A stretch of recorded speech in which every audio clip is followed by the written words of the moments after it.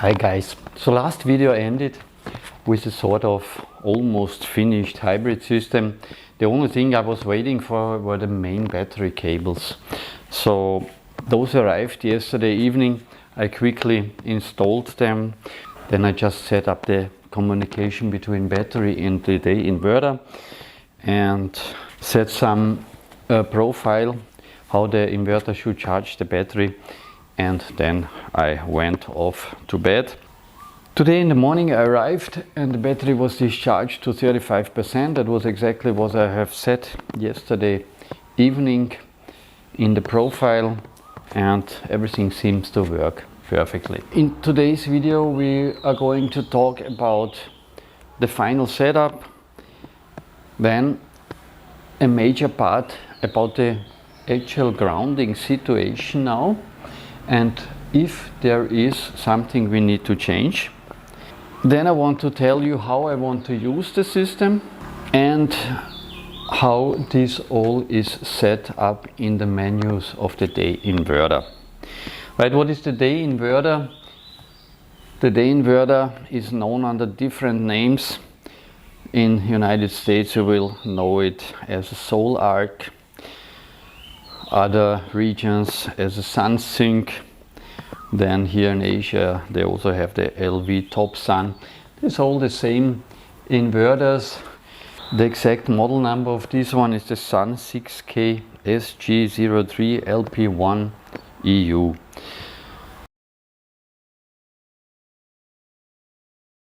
Yeah, where did I get the equipment? Initially what I knew was I want to get this kind of inverters. So I contacted Deye directly and asked them if they want to send me one of these, but Deye was not really motivated to sell just one device, so it kind of went into nowhere.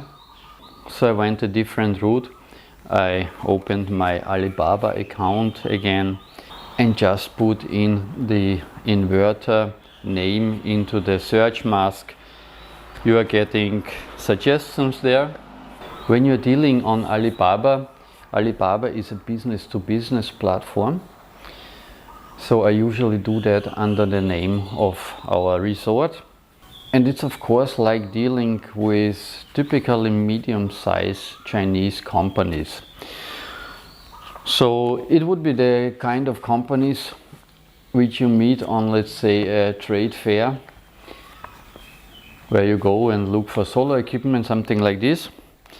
And not every of those companies is selling individual pieces as well there. So they like to sell you, of course, the equipment in containers, not as single pieces.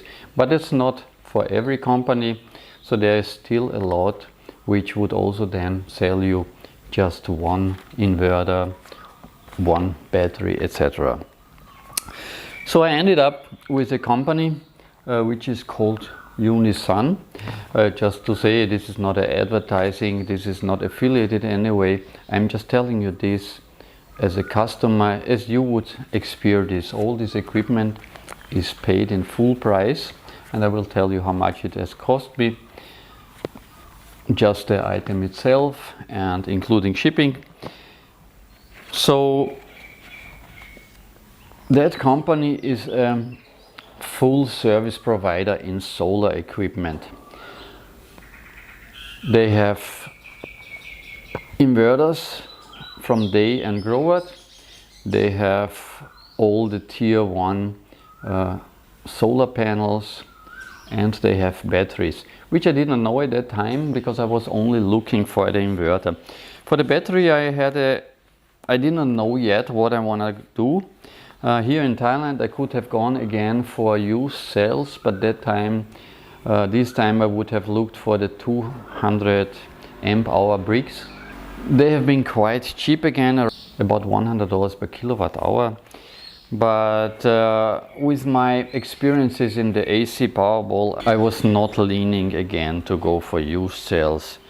You know, the other cells, poly cells in my Powerball, I'm adding cells capacity, and it's degrading more or less in the same pace I am adding cells. So what I wanted to go for a brand new battery anyway, so either brand new cells and make a pack by myself or do something else. So after we have agreed on the price and shipment of the inverter, the lady there, the agent, asked me politely if I need something more, if I need solar panels or maybe a battery. So when she said battery, I got my big ears and asked her to tell me what they have. So she asked me what I needed. I said, okay, I want a 48 volt battery, 200 amp hours, so 10 kilowatt hours capacity. First she suggested me, you know, these server rack type batteries. I don't like that form factor. So I said I want something what I can put on the wall, and then she showed me this one. After I heard the price, for me this was a no-brainer, so I went for this. So what exactly did I pay? The inverter, $890 US,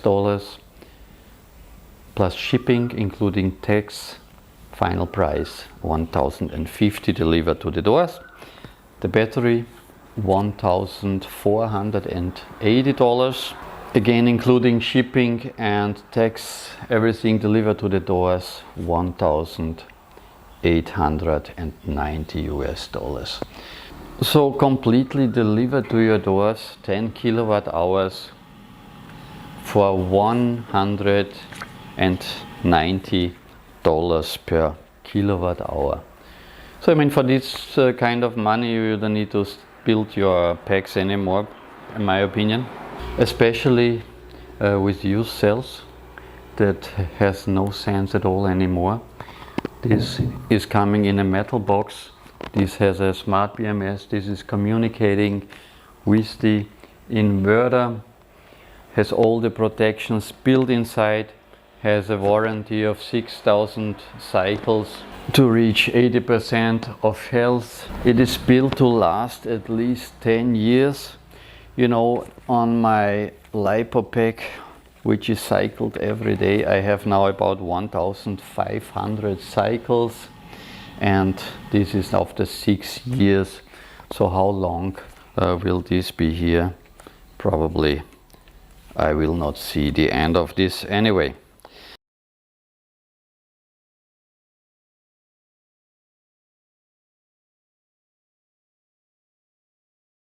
We finalized the deal. The deal was protected by Alibaba purchase assurance. So you are paying your money to Alibaba first, and after you get delivered everything is okay, then the company gets their money. I ordered all of this on 15th of November and it came in by my door on 6th. So after about 3.5 weeks from China here to Thailand, everything door to door, exactly for the amount of money which I've paid. How am I going to use this system? So the basic idea is kind of similar like my big AC Powerwall, right? The DIY Powerwall. The inverter is mostly acting as a grid-tied inverter.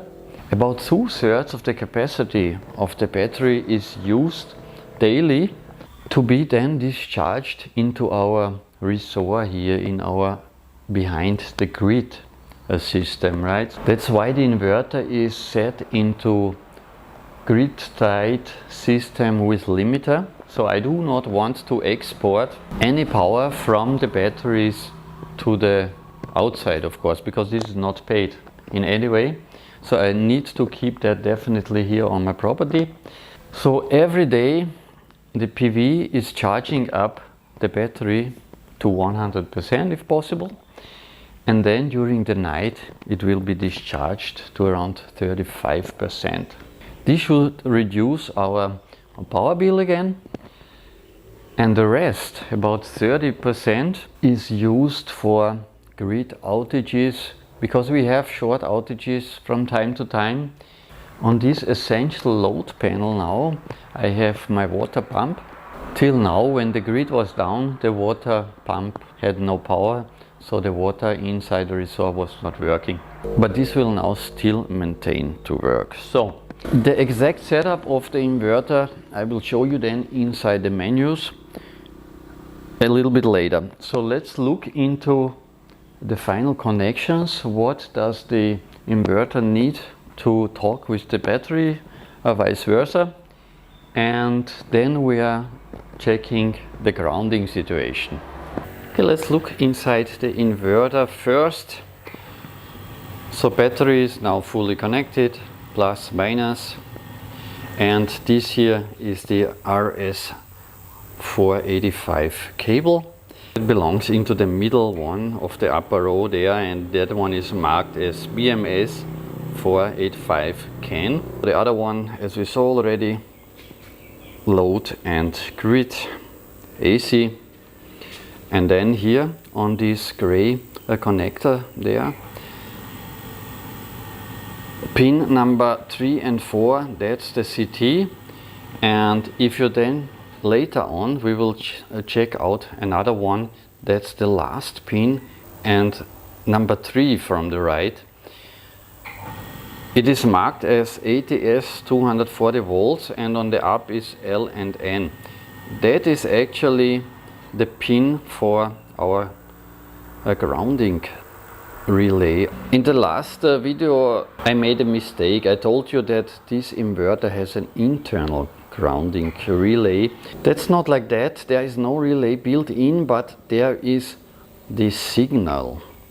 The signal is a 230 volt AC signal, so you can directly connect any relay with a 230 volt AC coil to these 2 pins, and that relay you can then put inside your box and make the neutral to ground bond if you wish, if it's required, but we will see if this is necessary. If we look underneath the battery, we have our plus and minus terminal, and then here in the middle there are 5 communication sockets there. Most of them are marked RS485, and those are like for connecting several packs in parallel. You can parallel 15 pieces of this type of battery together. They would then communicate. But what we need here on the battery for the BMS, for the inverter, is the socket which is marked as CAN. So that's the second one from the left. To connect the battery here to the inverter, you need to go to the battery settings, then choose the option here, lithium, the first one. Then on subpage 3, the most important item is the first one, which is called lithium mode. This one you have to set to 00, and that's the address which the inverter is communicating with the battery. And if this is set like this, it actually works right away. We can test that here. If you press on the battery symbol, you can then see the initial data there, and it is already showing a state of charge which is now 35, and then you can also press there at lithium BMS and you get some extra values. This one does not show the cell voltages. I can look them up in the battery directly, but this is not shown on the inverter. You see at the moment we are producing from the PV. This is going to the load directly, not into the battery, because this is set like this now in my profile, because I want to first in the morning put the energy into our resort, because we have the rush in the morning and the demand here is now quite high. Later on I will show you how I set everything up, and later on the battery will start charging. From the last video you know that our panel now, the main panel, is set in the TT earthing configuration arrangement. We do not have a connection at the moment, a bond, neutral to ground bond, anywhere up till to the main distribution board, which is 100 meters away. So the only source of grounding until now is a grounding rod behind this building. And last time I showed you when we are in the grid mode, in this grounding arrangement, fault currents, leakage currents will be detected by the RCD and discontinue our load panels. So, but now the power comes from the inverter. The inverter is in the normal operating mode now. It is connected to grid, it gets power from the PV, from the battery. Let's see how the output of the inverter looks like. Let's just check neutral to line. So we have 230 volts. Now let's check the inverter output towards ground. I'm placing one probe to the ground bar. So we have phase here, 230, neutral, 0. So if I'm now checking if this phase now is fixed, I can press these two buttons and it maintains its level. So this means actually now the inverter is bonded, neutral to ground bonded. By whatever process this is, but it's definitely not in the isolated mode. What I am now expecting is that when I put this probe to ground and go to the phase, to the line behind the RCD, I can put this here on a circuit if you want. Push now these two buttons, I'm actually expecting the RCD to trip. Let's see if this is correct. And it was like that.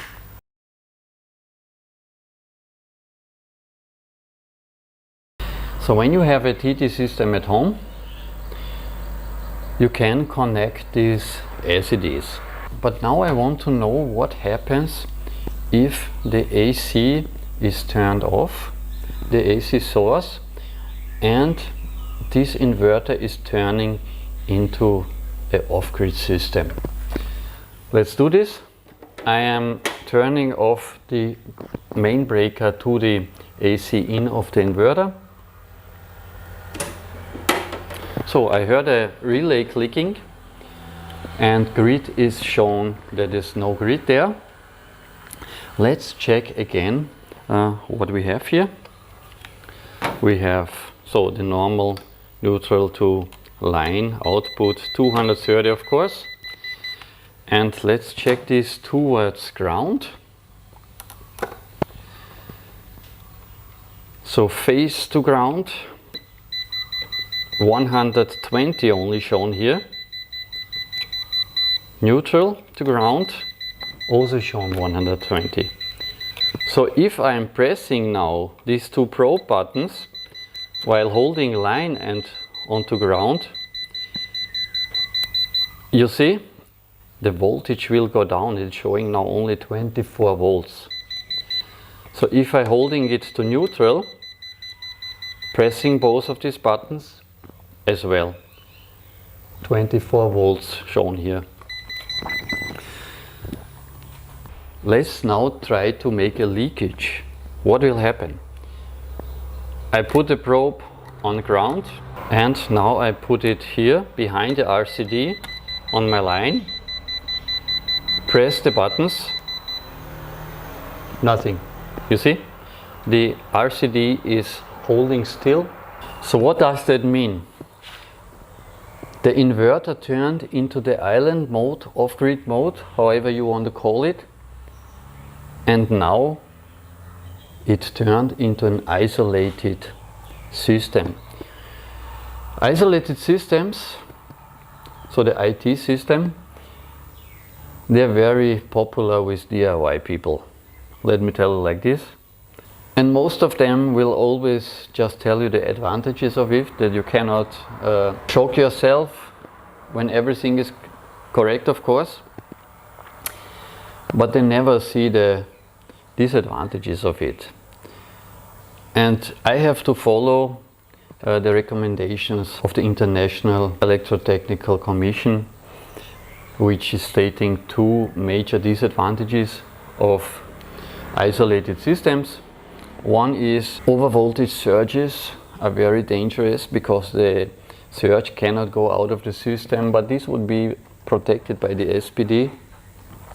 And the second is, which is much more dangerous, if you get a leakage somewhere in the system, and let's say you have the leakage, as we showed before, on the line, like this.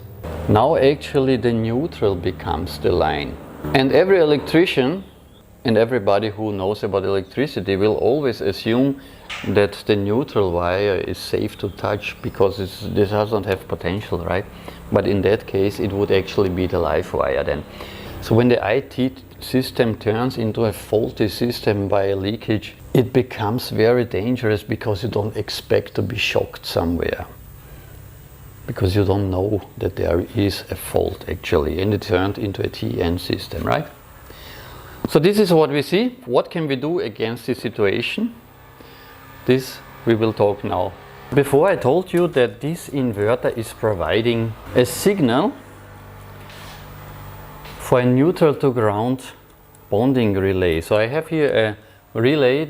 This has a AC coil, 220 volts. It's quite an old thing. And this can be now directly connected here on pin 1 and 3 from the right. And it will switch the relay according to the mode of the inverter. When the inverter is in island mode, the relay will be activated. You get 230 volts on those pins, and if you connect the switch of the relay to between the neutral and the grounding bus bar there, then you will get a neutral to ground bond. I will show you later on inside the menu how you activate it, but we can now try to connect this to those pins and see what the relay is really doing. So what I'm going to do now, I have to go into the menu and go to the system, to the advanced function. And here you will find one box which is to check, and that is the signal island mode. We put that on and confirm it. So yeah, AC is on. I will again turn off the breaker. The relay is not pulled. Maybe we can see or hear it, what happens when I turn off AC. AC is gone, I heard a click and the relay is pulled. So this would now activate a neutral to ground bond if you wire it up like that in your load center. AC just returned and the relay released the bond. Whenever you install a device like this directly on some output pins of another equipment, always wire a fast blowing fuse, like 1 amp fuse, into the circuit, so that in case, let's say, this relay coil has a short, that you don't damage the inverter. That was a bonding relay. In my case here, I don't need a TT earthing arrangement. We have our own transformer. The transformer is set up as a TNC distribution here. So what I will do is actually place this one, a neutral to ground bond between ground and neutral bar there. So this bond must be definitely before any RCD, otherwise this will give you some problems. So I will put it there between this ground bar and the incoming neutral. This is required by the grid configuration arrangement, earthing arrangement anyways. This is a main panel, we have to turn the TNC into a TNCS earthing configuration. So let's be just careful. This is all under power, and just put this bond here, this bridge between those two terminals. Yeah, the bonding bridge is installed. Now we can check our protective device again in both configurations of the inverter, off-grid and on-grid. So again, now we are AC connected. We have power between earth and the RCD output. Press the button, it's gone. Now we will change again the inverter to the off-grid mode, turn off the AC. We heard a click inside the inverter. AC is shown off-grid. Again, same thing. Probe to ground, one to the line, to the live wire. 230 volts is shown. So no more 120. And let's press our two buttons again, and the RCD is stripping. So you see, now it does not matter off-grid or on-grid mode. Neutral here to show again is zero potential. That's it. That's the duty of the neutral to ground bond. Inside the TN system you can set a permanent bond. Sometimes it's even necessary like this because it's a main panel. But if you're in the TT system by your grid, you have to do it with the relay as I showed you before. Okay, so let's look into the inverter menu and see what I had to set to make my system working like I want. And I will also explain exactly what it is doing when you set certain things there. Display of the Deye inverter is quite nice. You can see here power sources and load grid here.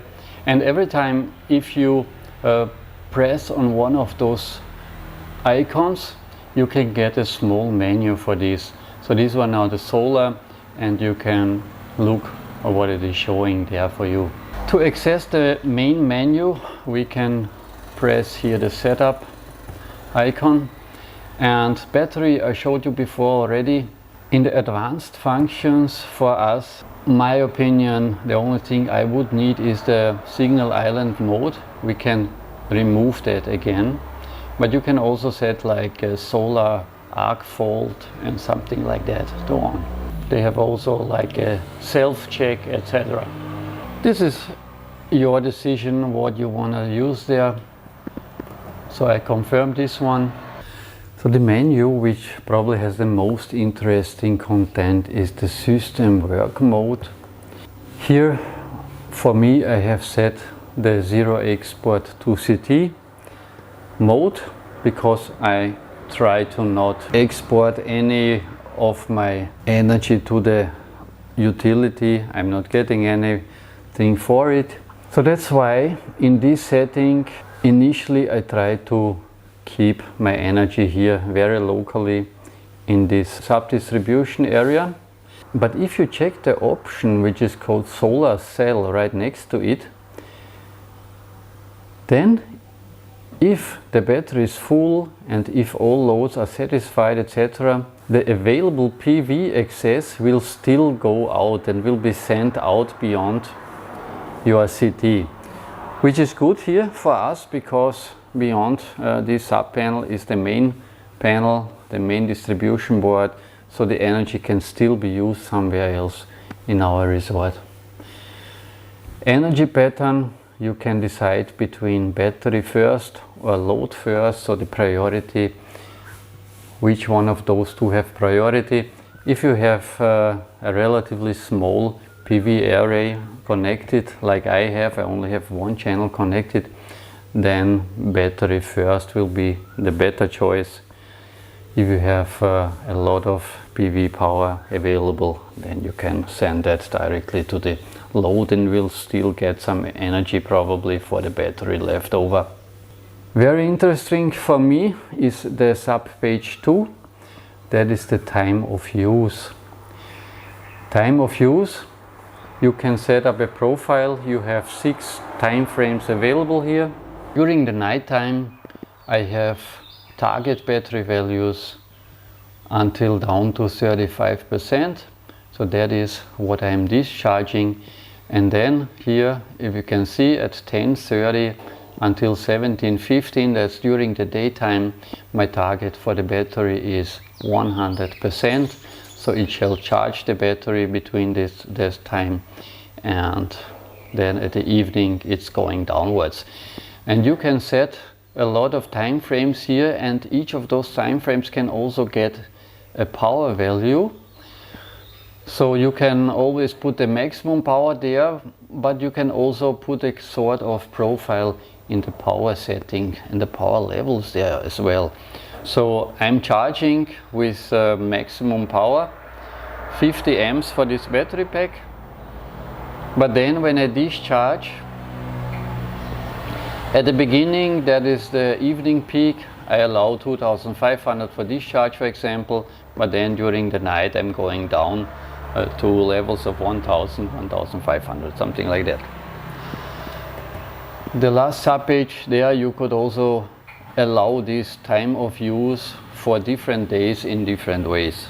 Like that, grid settings, you can check the unlock grid settings, because the grid settings are pre-programmed from the factory, but you could change grid settings if you want, but you have to click unlock grid setting first. And then there are so many different values which you could set.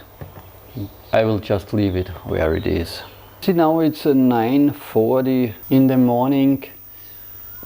We have PV and the battery, even that I have set that it should start charging at 10:30. It is charging because all the loads needs are fulfilled, so it's not wasting any energy. Everything what's available is used in some kind. So as you can see, these full hybrids are extremely sophisticated devices. They play any game you want. It's unlike the all-in-one inverters. This is a completely different league. But of course, they're a little bit more expensive.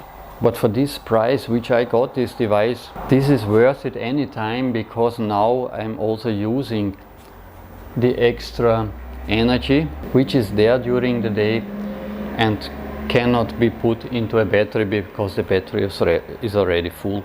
A very long video, but this is one of the most important ones I ever shot, because it's explaining a lot of things that people asking me on more or less daily basis.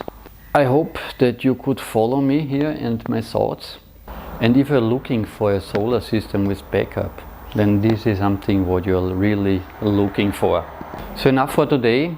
Maybe you have questions, please write it down in the comment section again. If there's anything unclear, there will surely be another follow-up video where we kind of discuss things which we could not do today. Okay, thank you for watching this video. Please like, comment and subscribe to the channel if you haven't yet. Thank you. I see you next time.